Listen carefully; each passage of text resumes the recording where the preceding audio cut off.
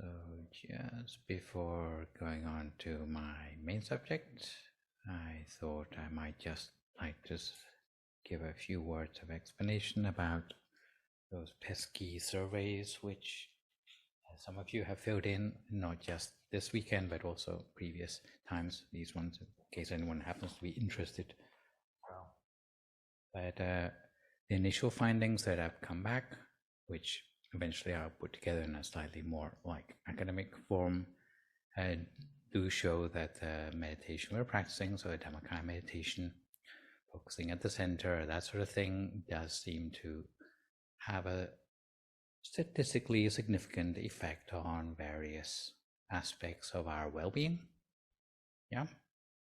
Very briefly, if you are a person who meditates over the course of 6-8 weeks, then things which seem to decrease in your personality seem to be anxiety, depression, and stress, according to the usual measures of those. So either together or separately, you can see that the parts of the graph that go down towards the end of 8 weeks, those seem to be decreased by the fact that a person meditates. So that's comparing people who just started out in meditation, so complete beginners, and the people who've been meditating for about 8 weeks. On the other hand, the things which tend to increase, again, according to standard measures, are people's perception of their own sense of well-being, so what's called subjective well-being, and also their degree of mindfulness by all the usual measures. So not just mindfulness like we're used to it, but even the sort of being present in the moment sort of thing, which you hear mentioned more widely than in just our center, seem to be increased by the fact that a person has been meditating over the 8 weeks. And as for the mysterious quantity TSAB, T-S-A-B, T is for Thanissaro, so you can guess who that is. Yeah, the inventor of the scale of attitude towards Buddhism, that people who meditate more, no matter where they start out, tend to end up with a slightly more positive attitude towards aspects of Buddhism as they meditate more. So beware. If you are not intending to go in that direction, better stop meditating before they drag you in too far. Yes, yeah. But there is a gradual sort of amelioration of people's attitudes towards things in Buddhism. But what I really want to talk about today, and this is mostly for the benefit of those who've been on meditation retreat over the last couple of days, who have been in the highly controlled, mindful environment of the temple all weekend and are about to have reverse culture shock, going back to the terrible, disturbing world out there where people are just wanting to distract you all the time and weigh you down with lots of woes and distractions and things which are superfluous to your spiritual destiny, how to make the transition back again. And part of the transition is for ourselves, how to keep the meditation practice going. But another part of it is also how to basically interact with people who may be less sympathetic than yourself towards the meditation practice. And beyond that, still, those who are almost crying out for help, who suddenly see you as an expert on the subject of spiritual cultivation, and they're going to assail you with all their questions and expect you to have solutions for them as well. But before I get to that part, I will tell a little bit of a story, and it's a story about famous Indian personage of Mahatma Gandhi, just to illustrate the difficulty that all of us face as spiritual people in a society which is mostly secular and definitely very skeptical and cynical about spiritual things. It's a story about a family, mother, father, and a young son. And a young son from an early age was diagnosed with diabetes. And that's very difficult for children because, well, children like to eat sweet things. And no matter how much the parents appeal to him, look, it's bad for you, it will make you sick. But the son still sneaked away and ate candies whenever he had the opportunity. So the parents were not very sure about what more they can do. So they worked out, well, maybe if we get someone really important and well respected to say the same thing, maybe he would take more notice and look after his health better. So although they lived a long way from where Mahatma Gandhi was living, they made a long journey with their son, and Mahatma Gandhi gave them an audience, and he said, how can I help you? And they said, please tell our son to stop eating candies. So Mahatma Gandhi said, okay, come back and see me in 2 weeks. And he said, well, we just made like a really long journey. It's not that we can just come here. It's not like on the way to anywhere. Can't you just like tell him now? And he said, no, come back in 2 weeks. So they made the journey all the way back home again. Meantime, the son is sneaking more candies, whole 2 weeks, more candies. And eventually they can go back after 2 weeks to see Mahatma Gandhi all over again. At which point he said to son, stop eating candies. So the son said, okay. And he stopped eating candies from that time onwards. So parents say, oh, thank you very much. By the way, why couldn't you just like say that like 2 weeks ago and like save us quite a lot of bus fare? And Mahatma Gandhi told them, well, 2 weeks ago, I was still eating candies myself. So the idea behind that is, if you don't walk the talk, anything you say has no weight behind it. And this is also the case for any sort of spiritual practice.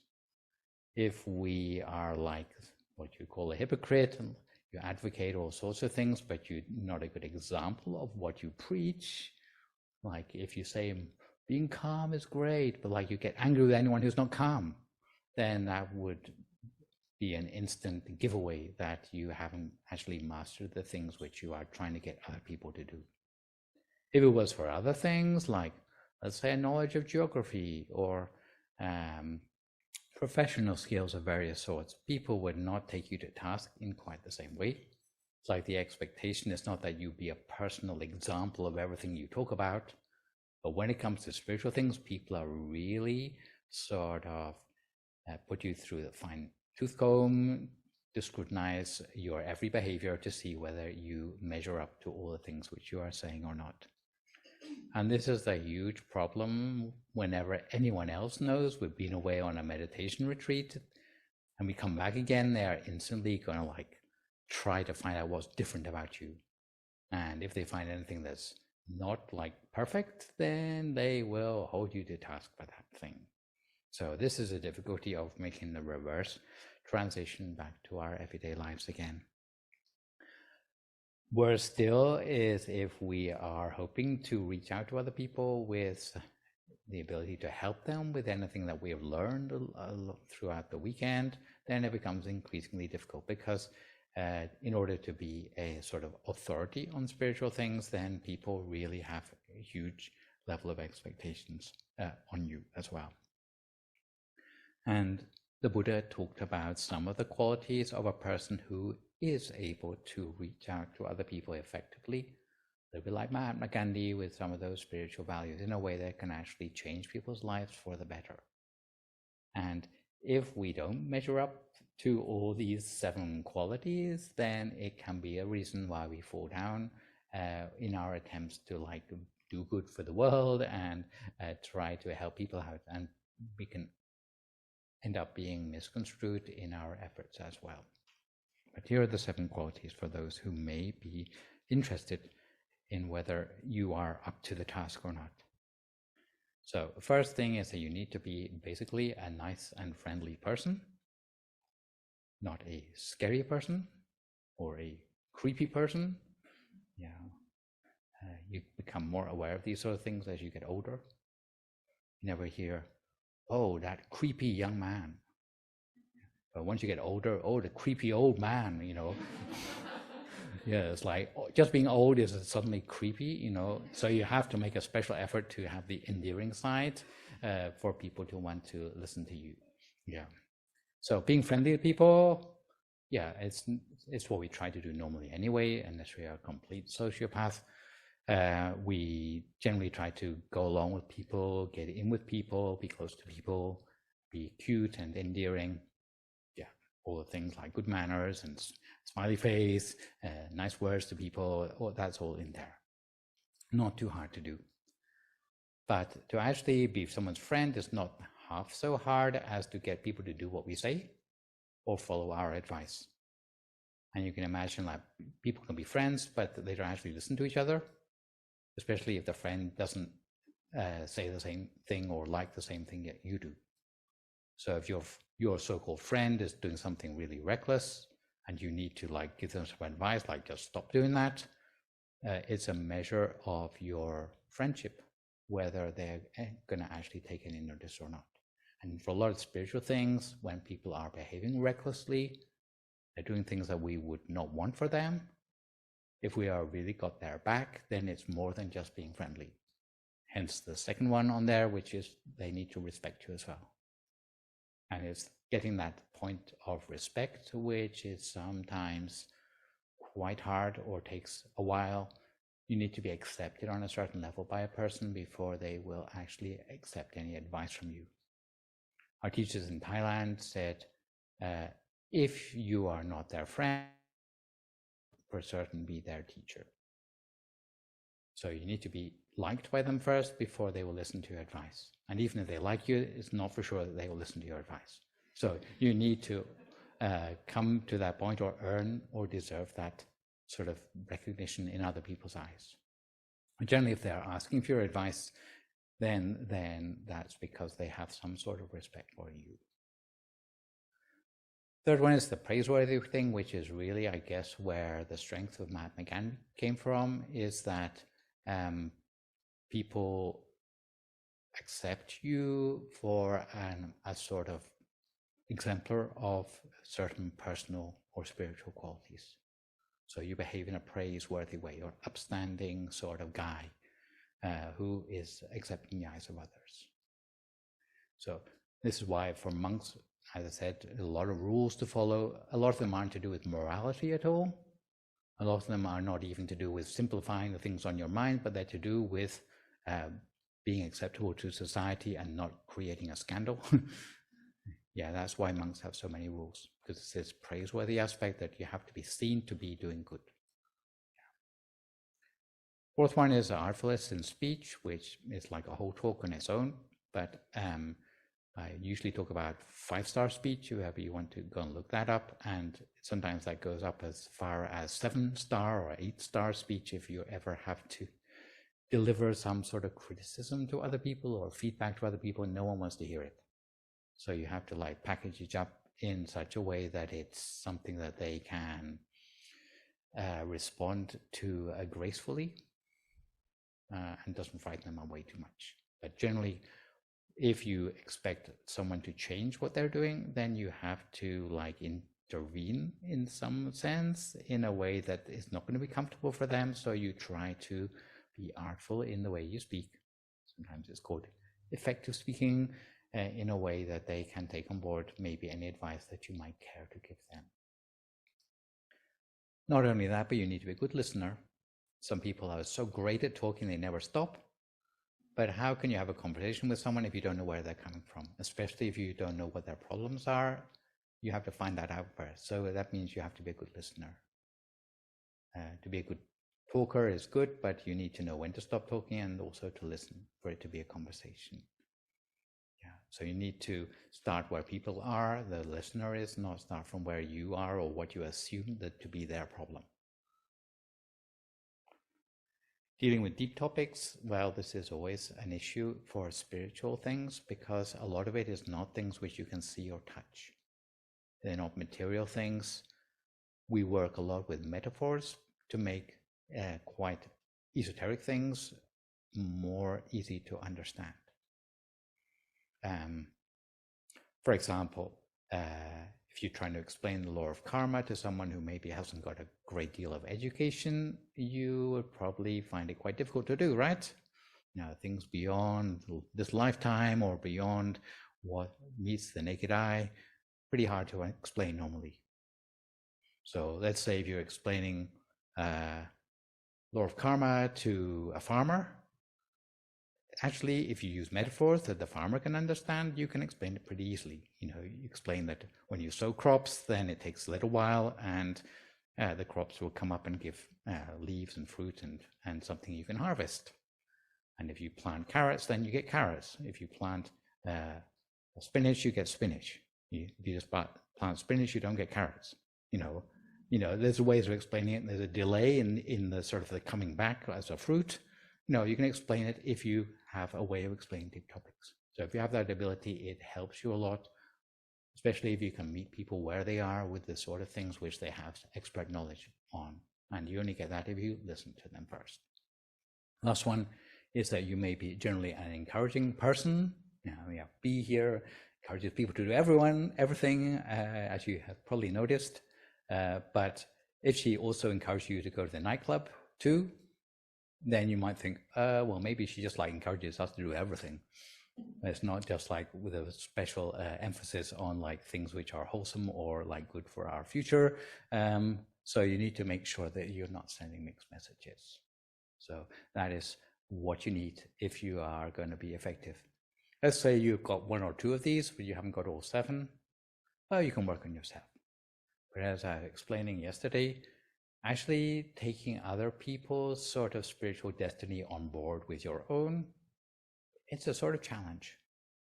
And if you're up to it, it can actually make you stronger in your spiritual practice.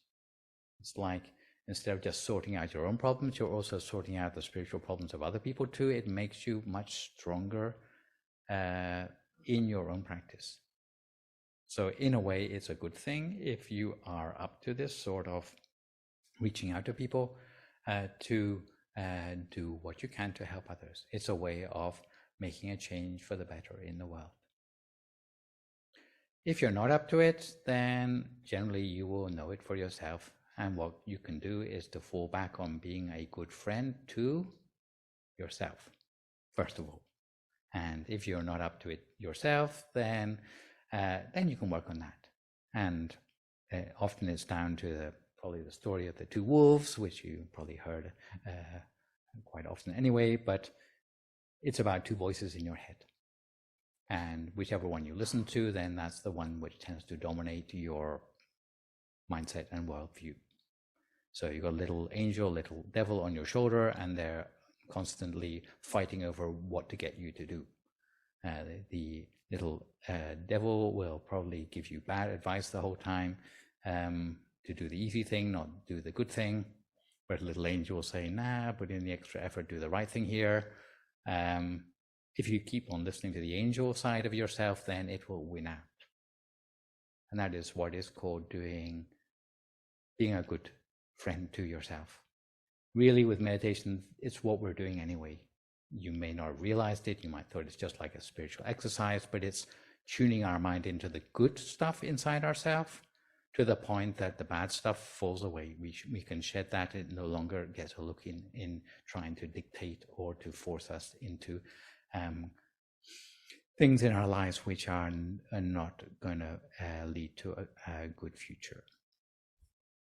Meditating every day, some people sounded like this, they only just heard this, like never heard it from anyone else before, but doing a meditation on a daily practice is really important to take your practice forward. You might say, I want to be a good friend to myself, I want to continue to get the good experience I've had on the retreat longer when I get home again.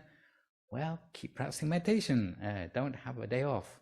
Some people say, great, retreat is over, now I can just go and lay in bed for a whole week and do no more meditation, because after all, I've done many hours of meditation, I don't know, week's worth already on the weekend, so I can just go and sleep now. But actually, you need to keep it up. And if you keep up a certain degree of meditation in your life, then the results will continue to filter through and you'll be constantly progressing. maybe not at the same speed you would on a meditation retreat, but you have that consistency of your practice, which will allow the good stuff to come through, if not during the retreat, then with a delayed effect in other aspects of your life. Usually I recommend 20 minutes a day for people at the minimum, adults at least. Kids, it will be a little bit less. Usually you can take your age and multiply that by number of minutes. So 15 years old, 15 minutes. Adults like over 20s, okay, we start with 20 minutes and build up on that. Try to establish it as a regular habit in your routine.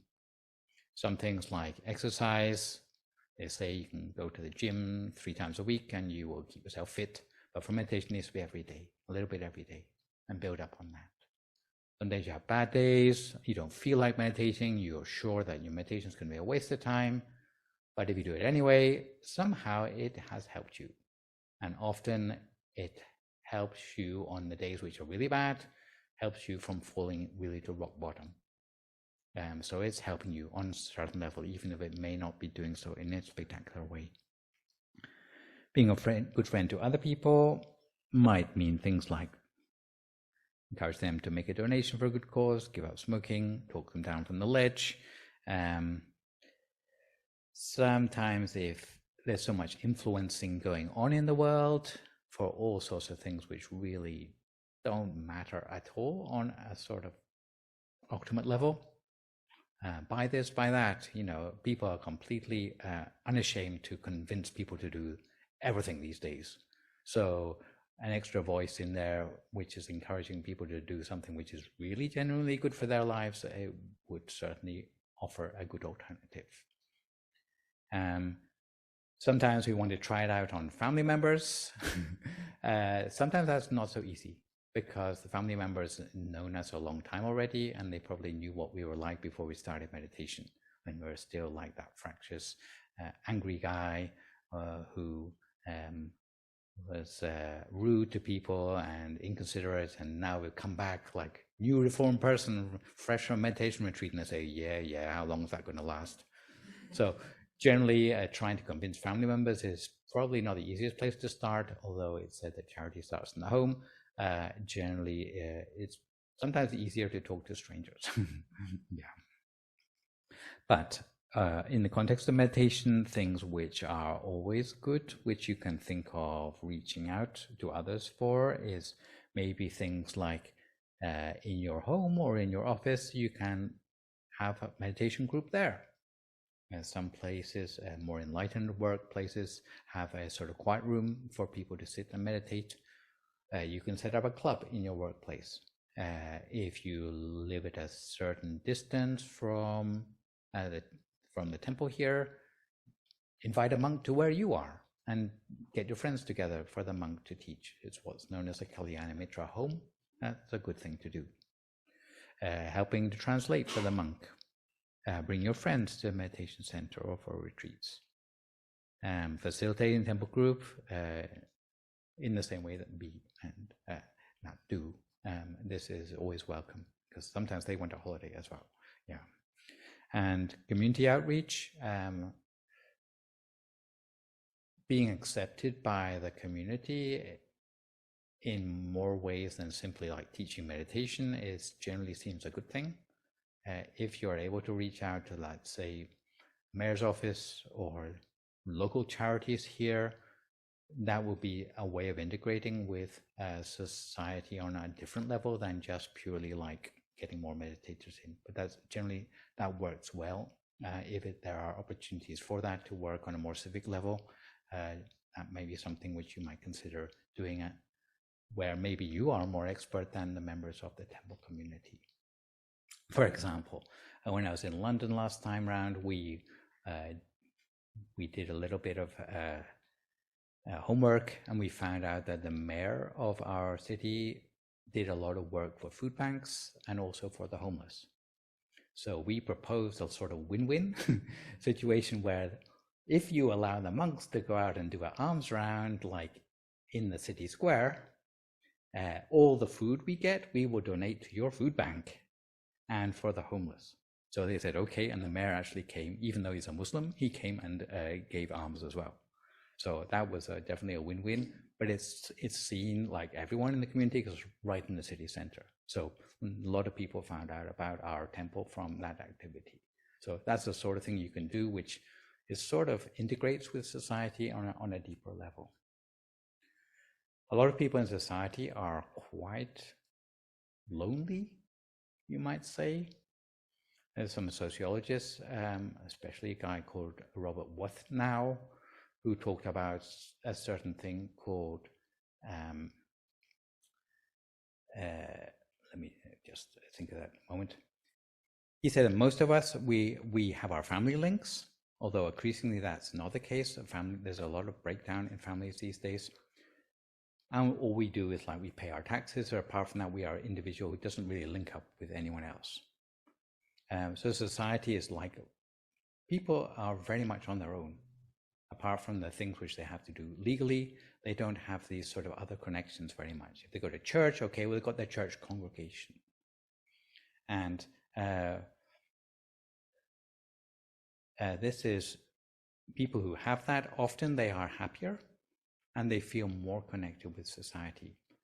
Coming to a temple or meditation group is very much the same way. It's not a strong social connection because the people in our meditation group would not be on the same level as our family or like people who we are married to or whatever, but certainly we have that passing acquaintance with a much larger group of people. And if we have this sort of thing, these so-called weak or loose social links that we have, actually they are very valuable for our well-being. So being a part of community or reaching out to people, helping other people, having concern for other people, especially their spiritual well-being, is something which actually lends a lot of meaning to our life as well. So this sort of thing, this sort of goodwill which we have in our society, it is very valuable.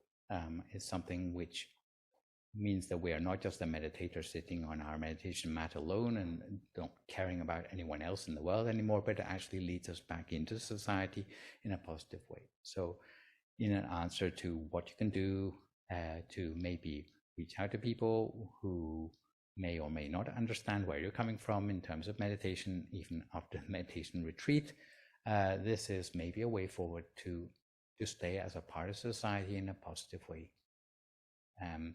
In a way that actually will lead to well-being being boosted for yourself and for those who are close to you in society where appropriate. Yeah. So, although there are some challenges in being a good friend to others, I would say that be aware that you can't always help everyone.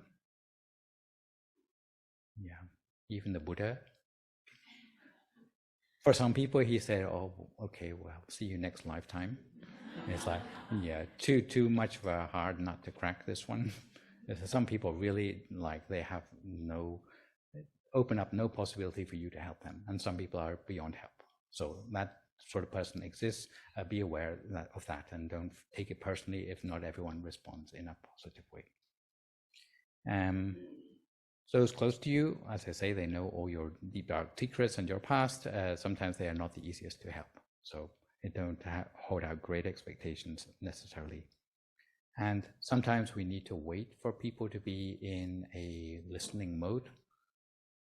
If people are having a great time, their life is going swimmingly, generally they are not looking for advice from other people. But when things go wrong, that is a time when maybe they are more open to advice which for you is obvious, but maybe you had to wait for it to become more obvious for them as well. So sometimes timing is very important in reaching out to people. So if they look like they're in a bad mood anyway, maybe that's not the time to sort of point out their personal shortcomings. Yeah. So for today, we are going to transition gently into our regular Sunday activities. And the first part of that is taking 5 precepts back for those of you, especially on 8 precepts. Unless you want to keep 8 precepts for the rest of your life, that's up to you as well. No, you can save quite a lot of calories in the evening. Yeah, and you can simplify your sleeping arrangements as well. Yeah, but yes, For those who want to take their 5 precepts, then there will be opportunity for that. And then afterwards, I believe we have some birthday people who will lead the offering of the midday meal today as well for the almsgiving. So I guess we ought to move over to that side of things, and we hopefully have an MC who will instruct us what we need to go